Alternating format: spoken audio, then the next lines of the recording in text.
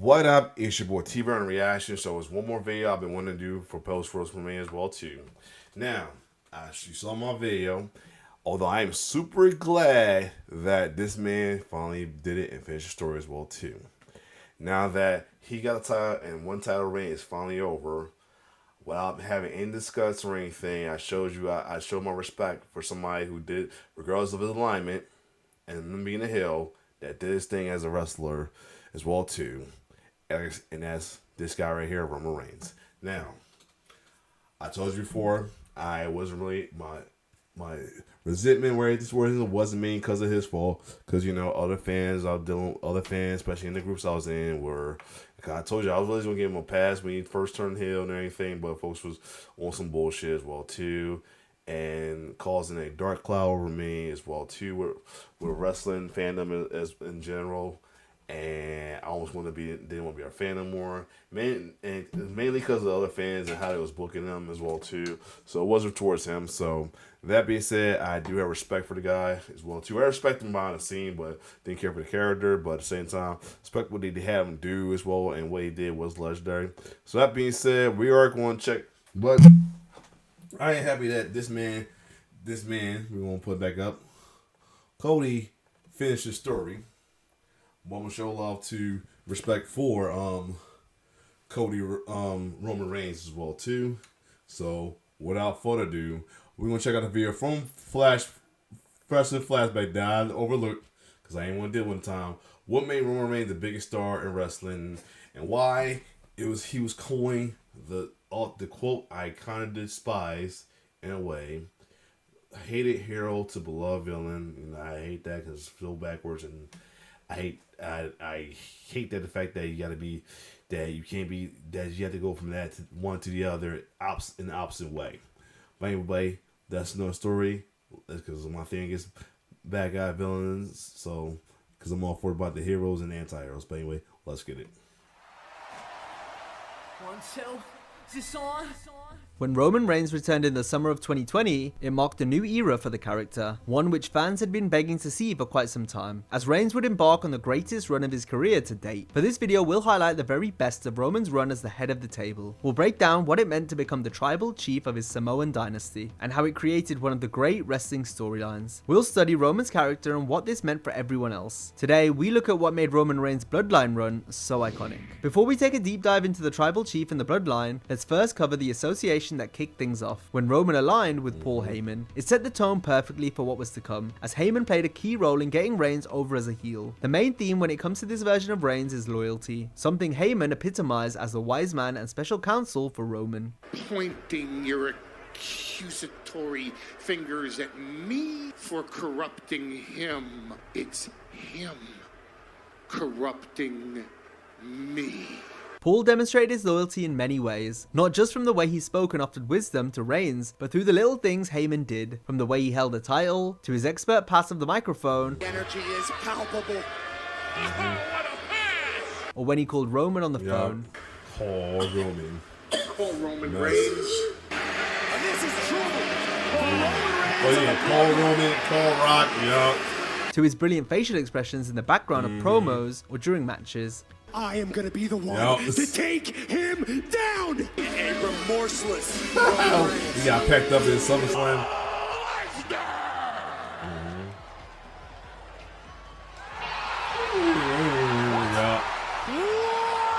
Yup.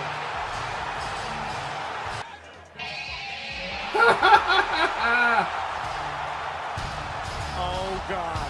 Tell Charlie. Yup. Wait just a minute. Come on! So fast. Despite not being the main focus of the scene, Heyman was always reacting. Edge there. Cover it. Cover him, Edge. They might have a heart attack. Miracles. Haruma can't hit it. Sammy's gonna do it for the title. Hook of the leg. Reigns kicked out. Pedigree with a gun. Cody for the win. For the title. For the title. Oh my God. It was clear Paul was Right. absolutely worshipped by the story. tribal chief, but Heyman's ultimate test of loyalty came during Reigns' rivalry with Brock Lesnar. Oh, yeah. Paul had been by Brock's side for Took that so hard, long, guys. including the numerous times Lesnar previously stood across the ring from Reigns. Heyman had to betray Rock to prove he was fully committed to Roman and the Bloodline. Wide television every Friday night. Yeah, the ring zone. If Brock Lesnar fears you, I'm under the impression he wouldn't dare show up at Extreme Rules. Not that Brock Lesnar is Roman Reigns. I mean, you beat Brock Lesnar at WrestleMania. This is when Brock Lesnar usually takes 6 to Hold on a second, I gotta check with something real quick. My bad, I'm back. Here we go. Extreme Rules. Not that Brock Lesnar is Roman Reigns. Lord. I mean, you beat Brock Lesnar at WrestleMania. He was supposed to This kiss is when her Brock Lesnar ass. usually takes You know 6 what's to the 9 months off and leaves The guy, he was supposed to kiss his ass. I wonder how it's gonna be going forward since now that Roman don't have the title no more. everybody else hanging, which is a life that you rescued me from, my tribal chief. Which is why I love you, my tribal chief. Are you kidding me? And Roman Reigns with a Superman punch. While Paul previously portrayed himself as the advocate and hype man for previous clients, with Reigns it was different, since Heyman had history with the family going back years. On TV, Paul and Brock's pairing was always portrayed as a business association. Heyman had double-crossed Lesnar before, after all, but with the wise man and the tribal chief, it goes beyond just business. You could tell how much respect and admiration Paul has for Roman and the family, demonstrating the type of loyalty that is rewarded for generations to come. My tribal Hold on a second. I'm back. Let's keep going. chief. I am the wise man. Who's the main event around here? Roman Reigns. Wise man. Is my tribal chief? Who's the tribal chief? You are my tribal chief. Do I gotta open my own doors now? No, No. my apologies, my tribal chief. Wise man, Yes, my tribal chief. is it not WrestleMania season? It is WrestleMania season, my tribal chief. I acknowledge you, my tribal chief. We all acknowledge you, my tribal chief. Kiss the head ass. of the table, the tribal chief, in God mode himself. When it comes to Sami Zayn, it's better to have him in the castle pissing out than out of the castle pissing in. I love you, wise man, I love you too, my tribal chief. and I thank you for your You're honesty. fired. Yup. This version of Roman Reigns was exemplified by the way he treated and spoke to others. Roman's character was tired of being humble. It was head and shoulders above the rest. He wanted to be treated and told as such, but Reigns also wanted to tell this to everyone else. This allowed Reigns to find his voice and tap into a promo style that just wasn't possible due to the way he was booked before. When you prep at a 12, the 10 comes easy. You understand my position, Jimmy? Oh, Jay. Doesn't matter anyways. Lord. Excuse me, Roman, I'd like to get a word with you. Yeah. Promo. And this bullshit. I'm funny to you, like a tribal clown. Yeah. And I whoop Brock Lesnar so bad he's tweeting now. Good God. And damn cat. You can't be running around here for 2 years in your wife's clothes and say you're the guy. Oh, Seth. Start. You can't even get the mic to work. Yo. I mean, come on. I take one vacation and SmackDown sucks. It's almost as bad as Raw. As the head of the table, he was free to roast and talk down to people with great effect. And what? Cosplay a redneck version of my Oh cousin? yeah, when you talk came out LA Night What Boo. happened? You ran away, you started a company and a promotion that you couldn't get over. Hold on a second. I'm back. I forgot that I didn't have on pause. I'm trying to take care of business because I got a bit tomorrow. That's why. Anyway, let's keep going. In. Your daddy's not here anymore. Oh yeah. A big dumb farmer, huh? Yeah. You just sign it without even reading it? What's wrong with you, man? It was especially interesting to see Roman lose his cool, whether by scolding and bossing others around or through unleashing anger. Do you think you're me? Do you think you're me? Do you think you're me? Do you want to be me? Do you want to be the tribal chief? This ring is yours when you're with the Bloodline. Otherwise, go and do jackass shit. 'Cause I'm gonna make it personal. Because it's always been personal. Yup. What you do, this is the respect you show me, and no, solo! Why would that man play games with me? Why would you play games with Yup. me? Wise man. You're the wise man when I say you're the wise man. Lord. I'm tired of being humble. I'm tired of letting people think they got a chance. This is what the Bloodline does. Runs this business. Talk to him. Talk to him. because I want it. It's mine. This whole industry, this whole business runs off of me. The Tribal Chief's trash talk didn't even stop when the bell rang. Roman took full advantage of there being no fans in attendance during 2020 and 2021. Reigns talked us through the match. It added such a unique element to his presentation. It helped further get him over as a heel while greatly adding to the story being told. And he does again. And your grandfather's dead. Oh, his papa's up there. Got a lot of responsibility. Get your ass down now, boy. When I got it, you don't get out. You feel me? Right, Brian. This vice grip right here. Oh, yeah, that's DB style. Yeah, that's DB style. Lord. Shut your mouths, Brooklyn. I'll come out there and smack your faces, you understand me? He deserves this. He deserves this. Let go of me, man. He won't allow me to let go. He won't allow me. Let go. I got him. We're going to teach him a lesson tonight. I'm squeezing the life out of him. My arm is extra big. Start getting to it again. Movie executives, Hollywood, I apologize, but I'm going to hurt this man. Who you think you are, huh? You big tough guy now? It's not going to be good. Oh, and that's Randy Orton right there. That's Randy Orton. That's that little back, Randy. That's what you get when you treat people like crap. England's the worst, the dumbest place of all time. Bunch of idiots. Roman's matches with Jey Uso were storytelling masterpieces for this reason. The incredible character work and sheer emotion portrayed was pure cinema. You brought the chief all the way out here, huh? Your cousin is out. Your cousin is You're out. You're out. Oh, no, my goodness. Tell the whole world that I am the head of the table, the tribal chief, the boss. I'll grab that lady's left slip over there and slap you across the head, so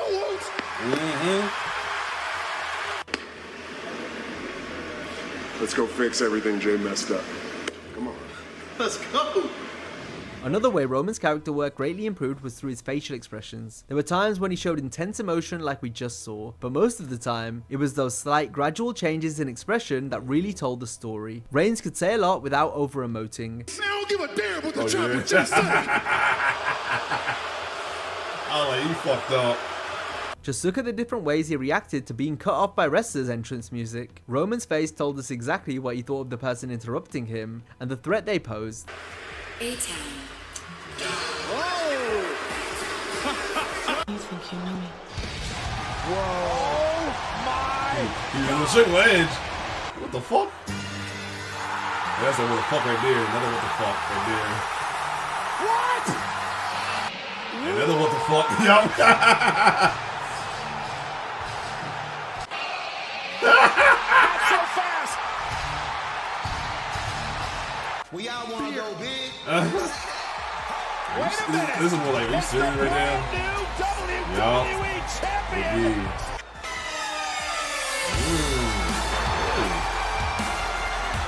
Yes. Wait a minute. That's another what the fuck.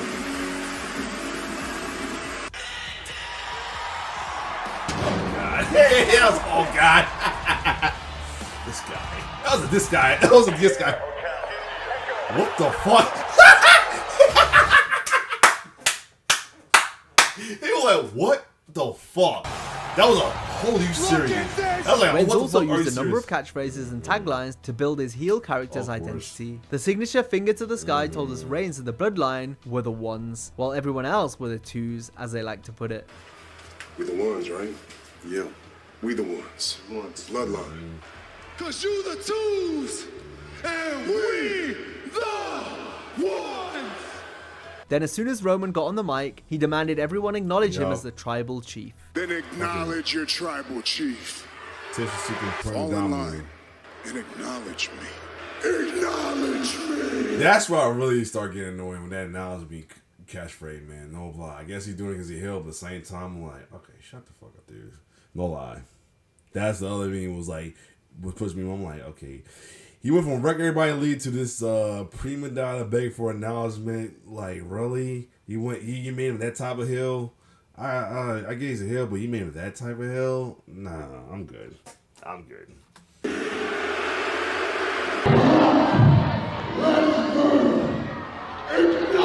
And then what made hear words he had dickheads doing that to everybody who was against Roman, like, and putting their face with me. I just want to punch him. I was a lot of folks who want to punch face, and some ladies I like wanted to call the B word as well too. Like the one dark skin, one chick that was in Jobber 10, but I was trying to be a good guy, not come up with a character, but she was pushing it. She was pushing it because after everything about now, she kept saying, "Hey, no," I'm like, if you don't shut the fuck up, B word, but I don't call her that. But she was telling me to go there. These people, these are all my people because they acknowledge me. Hollywood. Acknowledge me. Miami. Acknowledge me. New Orleans. Acknowledge me. Now the whole world. What a dark cloud went through over this feud, man. Over this run. Over this run. And like I said, mainly wasn't Roman fault. It was just how the book. It was the booking mainly. It was mainly the booking and how, and it was not really even the booking. It was like second to that. The main was the dickhead fans who was using it as a way to bully other fans. That's all, including and me mainly. Acknowledge me. You there, sitting at home. Acknowledge me. That's why, because I get that one figure they was using that fucking gift as well too with folks. That was the main one. Me. Between that and the WrestleMania bullshit. If you smell. Oh yeah, I'm talking about not that WrestleMania, the first WrestleMania. He was a heel as. Then the post WrestleMania message in the end with acknowledge me. It's between that and that little facing Karen one. That irked my damn soul to this day. Acknowledge me. In his promos, Roman spoke about the island of relevancy, the idea that the Bloodline are the ones with the gold, the be-all and end-all of the industry, and the perfect representation of the Samoan island family heritage, of which the tribal chief rules over. I'm the tribal chief around here, the head of the table. Suplex City doesn't exist. This is the island of relevancy. Roman also placed himself on a pedestal much higher than his opponents, greatness on a different level that he referred to as God mode. I'm the last needle mover because I am constantly operating at God mode. Reigns was the needle mover that smashed everyone put in his way, something he made sure to tell us. I'm gonna smash you. Pause. I'm gonna smash you. Pause. I'm gonna smash you. Hey yo, I'm no gonna stack no you. diddy. I'm gonna pin you. I'm gonna smash them. I'm gonna stack them. I'm gonna pin them 1, 2, 3. So the whole world, I say, smash them. Stack them, pin them 1, 2, 3. If y'all keep whatting me, I'm gonna smash all of y'all like I would smash Steve Austin. Tonight's the first night that I get to see Brock Lesnar face to face since I smashed him in Madison Square Garden. I'm your tribal chief. I'm the head of the table because I smashed everyone. Let's now look at those who Roman smashed on the way to his record-breaking multi-year world title reign. It all started when Reigns first returned in the summer of 2020, where Roman won the Universal title. Reigns saw off the likes of Daniel Bryan and Edge before encountering his old rival John Cena. Concerto Edge! Reigns pins both men! This would be a real test to see how much better this version of Roman Reigns truly was. Roman may have defeated Cena in their previous clash in the ring, but John absolutely destroyed Reigns on the microphone. I blame you. I'm still here because you can't do your job. This time round, however, Roman was on a mission to verbally punish Cena. It's like missionary position every single Sure, he tried it. 20 plus years of missionary might have been good enough for you, but it wasn't good enough for Nikki Bella. Again, he tried it. Cena's not in the ring. We've already seen Mr. Missionary tonight. Did John Cena write that promo for you, huh? Are you gonna say the same stuff? Reigns proved how far he'd come by putting down Cena. Roman Reigns with a spear. And just like that, Roman Reigns will retain. but there would be yet another old adversary next on the horizon. Roman and Brock Lesnar had traded a number of wins in their previous encounters, but this time it was completely one-sided. With the help of the wise man Heyman, Reigns buried Brock once and for all, to the point where now Roman also held the WWE title, becoming the undisputed WWE Universal Champion. It was an old friend that really put Reigns' entire story arc into perspective. When Seth Rollins turned on Roman and the Shield in 2014, it set something off in Roman that ultimately manifested into the character he became today. But I'll never forgive you for what you did to us. Right. I hate you. Reigns never wanted to be betrayed like this again, so he demanded unquestioned loyalty from the Bloodline. Rollins used this against Reigns, as well as the fact Roman had never beaten Seth when there was a title on the line, something that still hadn't changed after this feud. Tear to the spine. Still beat him Unbogeyed by for a Reigns. DQ. He deserves this. He deserves this. Rollins didn't leave with the championship due to the DQ decision, but he did win the mental game. Fans would have been happy to see Roman's title reign end against any of the next 3 challengers. However, the story being told did not call for this to happen. The likes of Cody Rhodes couldn't finish his story until Roman Reigns and the Bloodline finished theirs. The Bloodline story was the heartbeat of WWE programming for years. The Anoa'i family had stood side by side many times before in wrestling, but never were they together in such a dominant faction like this. Steeped That's and one built thing kind of irked me a little bit, that they had to go heel for it to be a official faction instead of like they didn't do the time when they both was like one of the top bay faces of tag team and top stars as well too. They do it as heel. That's another thing kind of irked me about that as well, because they mentioned the Bloodline before doing their face runs, but had to go the heel route to do it. Like that kind of sucked right there in my opinion. But I get it. Yeah, just focus on folks. Heel faction and heel factions only good for heels, but at the same time I feel like faces have factions as well too, but let's keep going. The back of their storied family lineage. To understand how the group and its run brought Reigns to the next level, we need to tap into the true lore of the story. The Bloodline celebrates the legacy passed down from the High Chief Peter Maivia to the current head of the table and Tribal Chief Roman Reigns. During his previous run, Reigns struggled to be accepted by the audience, but now as the head of the table, he demanded to be accepted, validated, and acknowledged. Even if it meant running through his cousins, the Usos, Roman essentially beat them to the point where they had to acknowledge him. Reigns continued to manipulate, corrupt, and tyrannize Jimmy and Jay past the point of submission. You could say it was an example. Especially Jimmy, like he the ones went from I ain't nobody's bitch to him falling on. That's what disappointed me right there even more. Of if you can't beat them, join them, or Stockholm Syndrome, but it's a lot more complex than that given the family ties. Not only this, but the subsequent success the Usos achieved from being paired with Roman spoke volumes. Their stock as a team was higher than ever, plus the feud with Reigns had proven Jay as a single star, while for Roman, the Usos and later their brother Solo Sikoa was a pivotal insurance policy. Their interference in matches, especially Solo's, was what allowed Reigns to hold both belts for so long. Turn around! The Usos! Super kick! As soon as we heard those rules, that there was no rules, we knew the Bloodline was going to do something. And especially that one right there.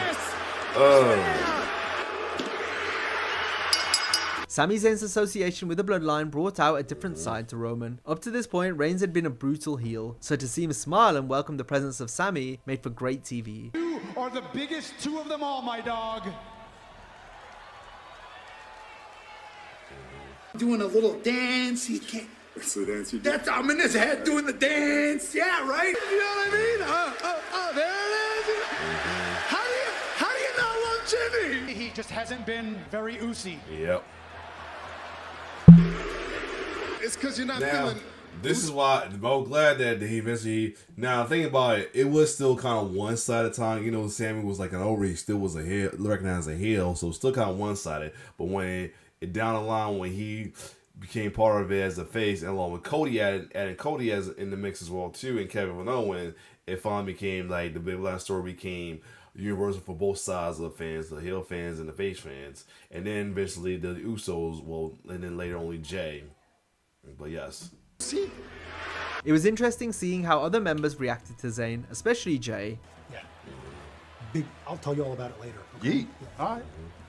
Reigns had battered and emotionally scarred the Usos to ensure they were loyal and acknowledged him as the head of their family. The complete opposite to how Sami got in with the group. Zayn still had to prove himself multiple times, but seeing him get so chummy with Jimmy and Roman only made Jay jealous. That's Sami. to the tribal chief Roman Reigns. It was this battle for acceptance that made Sami so endearing to the audience. He was so funny and entertaining. He was becoming one of WWE's most popular babyfaces. Zayn was on the cusp of being considered family. Spear, yeet, guillotine. That's right. But he was only ever one mistake away from being admonished by Reigns. To go from honorary Uso to Sami Uso, Zayn had to destroy his former best friend Kevin Owens. But this was where Sami realized where his true allegiance lied, and that wasn't with Roman and the Bloodline. Yup. The fans got what they wanted, seeing Zayn stand up for himself and challenge Reigns for and the like I said, undisputed exactly. This is when it stopped being one-sided storyline, became universal for all fans, man. title. And then certain fans finally booing this fucker. Damn. Sami came up short. His loyalty was forgotten by Roman and Jimmy, but not by Jay. Jay was won over by Zayn after realizing all Sami had done for the group, and this once again formed cracks between both Jay and Jimmy's relationship with Roman until the inevitable occurred. Here we go. Woo! Yes. Again, we became universal. Whoa, yes! Jay had shown us he could stand on his own in the past. Could he now do it by defeating Roman to take Reigns' place as the tribal chief? Fucking Jimmy. Cover by Jay. His twin Jimmy would stand in the way of this so he could protect Jay from ever becoming like Roman. I would never be able to live, Uso, if I let you and watch you become an egotistical ass like Roman Reigns. Jimmy and Jay didn't immediately acknowledge the tribal chief. Their brother Solo, on the other hand, had shown nothing but unwavering loyalty towards Reigns, the type of which Roman was seeking and demanded from the very beginning. The elders, they may have sent you, but you answer to me now. I acknowledge you, my tribal chief. Enter Solo Sikoa, someone who, like with Paul Heyman, passed his ultimate test. It's why Solo is perhaps the true heir to the tribal chief throne. The next tribal heir, Jimmy, join me in congratulating Solo. But this remains to be seen, as the Bloodline story continues to be told. I acknowledge you as my tribal chief. A story of tradition, family, and loyalty. To close things, we want to take you back to the two things the tribal chief said during his first singles run. And that's because of how much different these lines hit at this point in time. Why would I want to lessen myself, my legacy, my bloodline to be the next John Cena when I can be the one and only Roman Reigns? I take my rightful place at the head of the table. Oh, he said it back then. Believe that. We didn't know it then, but these comments would help put in perspective who this man is today. Now, if you enjoyed this video... That was interesting. I didn't know he said it during the face run. That's pretty awesome. Now, but so glad it's over, and we got a new story going on with Cody, now the champion as well, too. But, like I said, regardless of what I couldn't stand with the character of him being the heel, the bullshit I dealt with certain fans, including some of the groups I was in, like the dickheads and some certain dickheads and not everybody. The dickheads in BWO, fuck that group. The certain dickhead I'm still dealing with at Jobber Sears here and there, such as that Izzy fucker who had so much hate for Roman, for Cody. Same for the fuckers and certain fuckers in WCC, like that Willard dickhead that has so much hate for Cody as well too. As well. Either way, I will say give him props for the stuff he has done, regardless of his alignment. That's for Roman Reigns. I will say that. But other than that, though, that's now here and there. We're in a new era now, and can't wait to see. Hope they do everything great with Cody as champion. But other than that, if you like my reaction, like, share, subscribe to my YouTube channel. It's your boy T-Bird signing off. One love.